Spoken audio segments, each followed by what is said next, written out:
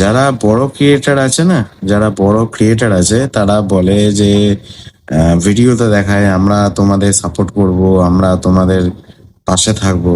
এসব একদম ভুল কথা, একদমই ভুল কথা।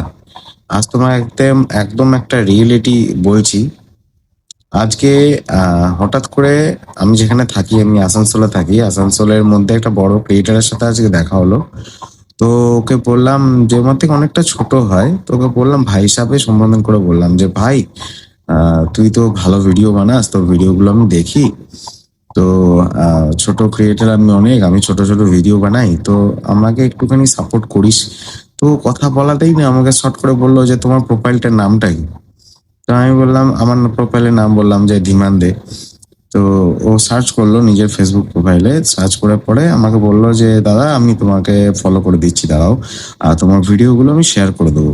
তো আমি বললাম যে ওকে, ঠিক আছে, তো একটুখানি সাপোর্ট হবে, দেখো আমরা যারা ছোট ক্রিয়েটার আমাদের এইটুকুতে বড় খুশি হয়। তো বললাম ঠিক আছে। তো দিয়ে পরে ও প্রোফাইলটা সার্চ করলো, সার্চ করে পরে নামটা পেলো, দিয়ে প্রোফাইলটা সার্চ করে আমাকে ফলো ফলো বাটনটা অন করলো। মানে আমার প্রোফাইলে গিয়ে পড়ে, তারপরে ও আমার ভিডিওগুলো বললো আমি শেয়ার করে দেবো, কিন্তু বিশ্বাস করো ও না কিছুই করেনি।